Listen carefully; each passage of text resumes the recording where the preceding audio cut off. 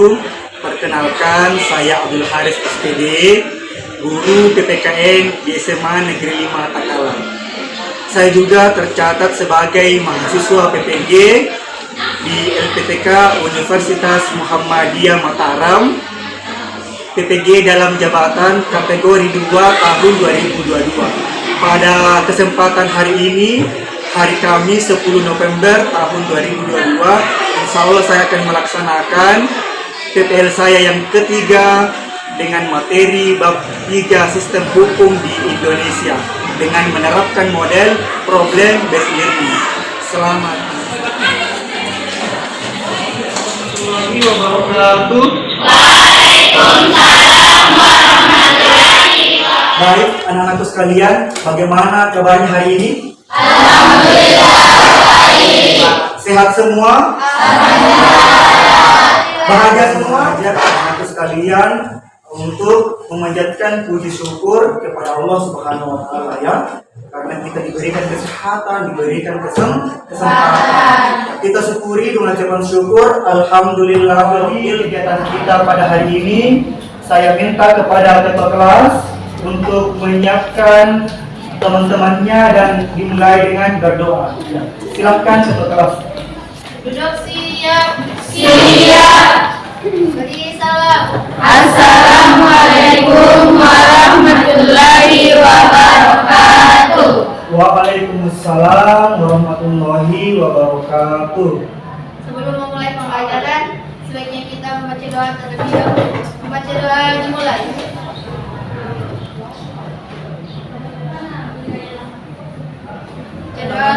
Sekalian, Ainun Salsabila, Hadir Pak. Andi Salesana, Hadir Pak. Anugerah Febriani. Ya, jadi di antara anak-anak sekalian yang 36 orang ini ada 2 orang yang sakit, 1 orang yang izin, ya. Kita doakan teman-teman kita yang sakit semoga diberikan kesembuhan oleh Allah Subhanahu wa Ta'ala.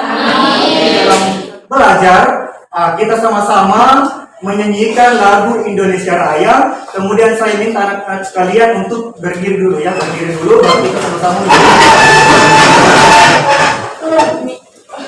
Sudah siap? Ya, silakan.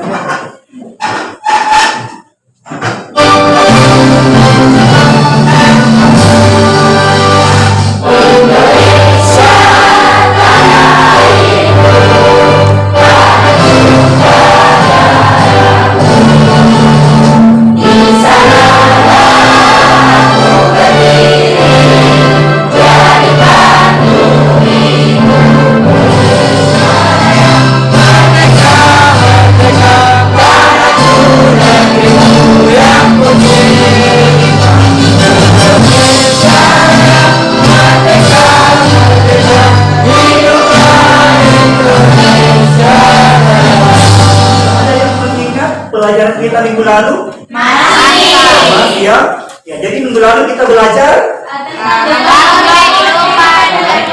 pelajaran kita tentang minggu lalu tentang demokrasi, dengan pelajaran kita hari ini tentang sistem hukum. Ada? Ya, coba Nadia Fatilisa. Baik, dalam kehidupan negara demokrasi ada persamaan di muka hukum, yaitu rakyat harus memiliki kedudukan yang sama di mata hukum. Nah, dengan pelajaran hari ini kita bisa mempelajari tentang apa itu hakikat hukum. Iya, 100 pelajaran kita hari ini kompetensi dasar yang akan anak sekalian yang capai, ya. Pertama, mendeskripsikan sistem hukum dan peradilan di Indonesia sesuai dengan Undang-Undang Dasar Negara Republik Indonesia tahun 1945. Indikatornya ada 2, mendeskripsikan makna dan materi. Adapun tujuan pembelajaran kita hari ini, pertama, mendeskripsikan makna dan karakteristik hukum dengan benar. Yang kedua, menganalisis klasifikasi hukum dan asas hukum.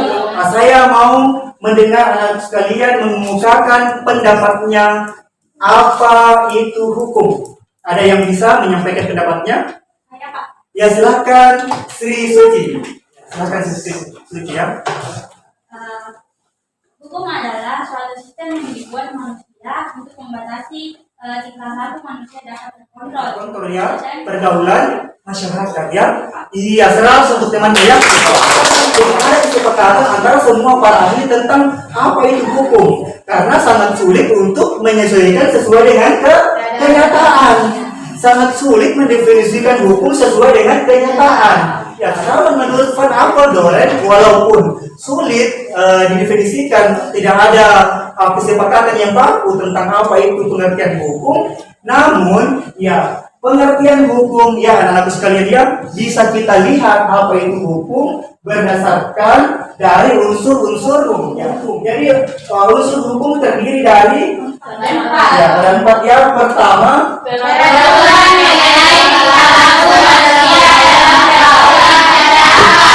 jadi kita masuk di penggolongan hukum. Jadi hukum itu juga digolongkan, ya dikelompokkan. Ya. Jadi penggolongan hukum pertama, hukum menurut sumbernya. Hukum menurut sumbernya itu ada 4 ya, yaitu undang-undang, jadi 2, yaitu hukum tertulis. Hukum tertulis itu adalah hukum yang sudah dibukukan, yang sudah dikodifikasikan. Ya, contohnya di gambar ini, KUHP. Ya, tertulis dibukukan. Kitab Undang-Undang Hukum Pidana. Jangan dibalik, KUHP kasih uang habis perkara. Jangan dibalik ya. Ya, itu ya. Jadi yang sudah tertulis dan hukum tidak tertulis. Tempat berlakunya atau wilayah berlakunya ada 4 ya. Ada hukum nasional. Itu ada 2, ada ius constitutum dan ius constituendum. Silakan.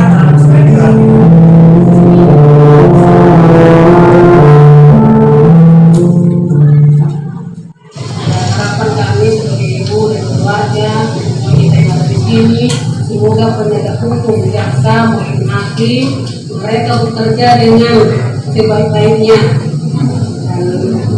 dan sejujurnya dan setransparan mungkin. Bagaimana menurut anak-anakku sekalian tentang kasus tadi itu bila dikaitkan dengan negara kita sebagai negara hukum? Ya silakan.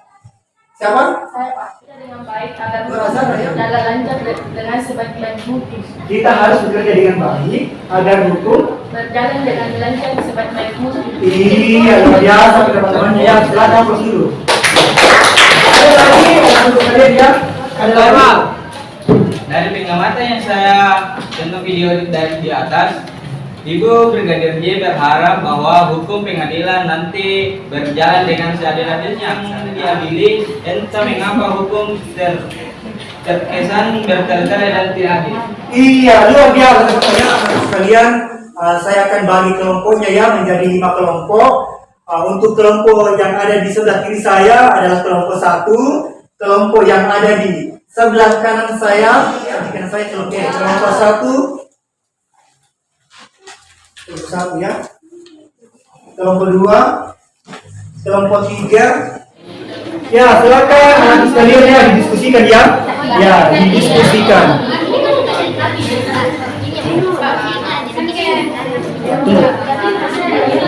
Bagaimana kelompok 1? Ada kendala? Aman ya? Ya, jadi silakan ada kan petunjuk dari SKPD ya. Silakan dibaca baik-baik. Ya, bagaimana kelompok yang lain? Ya, ada yang mau ditanyakan?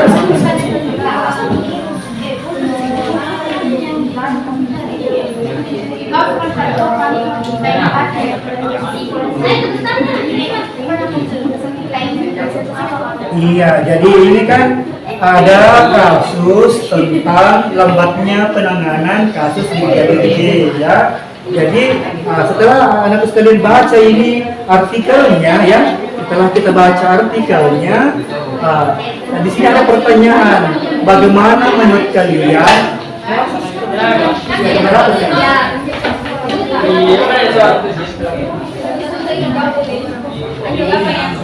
Pertanyaannya, bagaimana menurut kelompok A itu bila kasus ini dikaitkan dengan unsur-unsur hukum.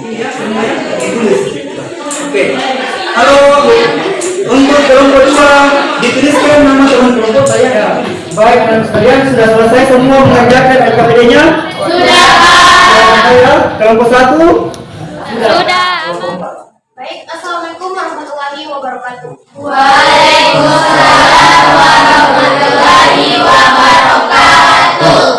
Sebelumnya terima kasih atas kesempatan yang diberikan kepada kami. Perkenalkan, nama saya Nur Wahdini sebagai moderator, dan di samping kiri saya Hartiwi, dan selanjutnya Syamsriani, dan yang terakhir Iswani Manika.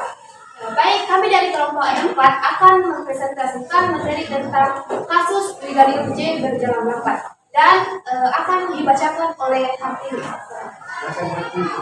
Kasus Brigadir J berjalan lambat, Kamarudin Simanjuntak mendadak minta maaf. Dilansir oleh Bisnis.com Jakarta, yaitu penasihat hukum Brigadir Joshua Huta Barat atau Brigadir J, Kamarudin Simanjuntak secara mendadak minta maaf. Selanjutnya dari kasus pembunuhan Brigadir J, bagaimana menurut kalian jika dikaitkan dengan unsur hukum? Hasil diskusi kami yaitu dari kasus pembunuhan Brigadir J bila dikaitkan dengan unsur-unsur hukum, yaitu ada sanksi terhadap pelanggaran peraturan yang bersifat tegas. Belum berjalan dengan baik. Seperti yang kita ketahui bahwa kasusnya telah bergulir lama hingga masuk 4 bulan dan penanganan kasus terkesan malah melambat sampai sekarang. Sebagaimana kita ketahui bahwa tujuan dari hukum itu adalah mencapai keadilan dan ini. Nah, solusi yang ditawarkan adalah menyalurkan rasa empati melalui media sosial, lalu menyuarakan dukungan penegakan keadilan terhadap kasus Brigadir J. Iya. 100 untuk kelompok 4 ya. Ada yang mau bertanya? Oh ya, silakan kelompok 1, Nadifa Tulisa. Nah, mengapa atau apa yang menyebabkan kasus ini berlarut-larut dalam penanganannya dan bagaimana upaya yang harus dilakukan oleh pihak yang berwajib agar Ya, silakan dijawab kelompok 4. Ya, perhatikan ya. Ya, yang lain juga silakan diperhatikan. Oke, baik, di sini saya akan menjawab pertanyaan dari Pak Putra. Di sini dari hasil diskusi kami yaitu tentang karena masih banyak pelaku yang belum diambil keterangannya dan masih banyak yang tidak bertanggung beredar, dan juga masih ada sanksi yang belum berkata jujur dalam memberikan. Seperti yang kita ketahui bahwasanya negara Indonesia adalah negara hukum. Ya. Tapi kenapa jika yang memiliki kasus adalah seorang ternama selalu mengalami keterlambatan pengusutan kasus, sedangkan jika orang biasa langsung mendapatkan hukuman? Jadi pasti sulit untuk menemukan yang kasus yang sebenarnya, karena kan setiap orang itu berbeda-beda, ada yang jujur, ada yang berbohong. Seperti juga bahwa Terima jawabannya. Iya, tepuk tangan dulu untuk para guru. Siapa yang mau memberikan kesimpulan yang menyimpulkan tentang pembelajaran kita hari ini? Ada yang bisa? Bahwasanya negara kita adalah negara hukum. Jadi ketaatan atau kepatuhan terhadap hukum yang berlaku merupakan konsep nyata dalam orang, harus diwujudkan dalam perilaku yang sesuai dengan Iya, 100 untuk ya. Jadi dari hasil diskusi kita hari ini ya, tadi ada pertanyaan dari kasus pembunuhan Brigadir J. Bagaimana menurut kalian bila dikaitkan dengan unsur-unsur hukum? Unsur-unsur hukum kan ada tadi kan? Ya, peraturan mengenai tingkah laku manusia, ya kan? Kemudian hukum yang mana kasus tersebut ini jika dianalisis dari penggolongan hukum. Jadi jika dianalisis dari penggolongan hukum, kasus ini termasuk dari jenis hukum pidana. Ya, ada diskusi kita hari ini. Masih ada yang mau ditanyakan? Masih ada? Sudah jelas, Pak. Sudah jelas ya? Nomor 1. Nomor 1 dicatat ya. Nomor 1, tuliskan definisi hukum. Ya, tuliskan dari definisi beberapa para ahli tadi.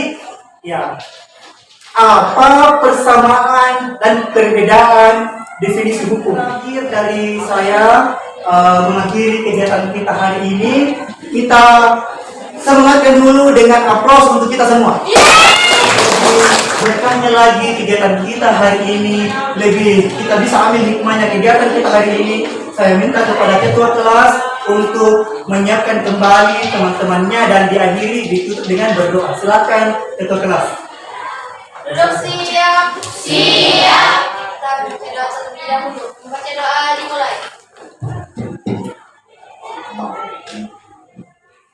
Jelas selesai. Ya, baik.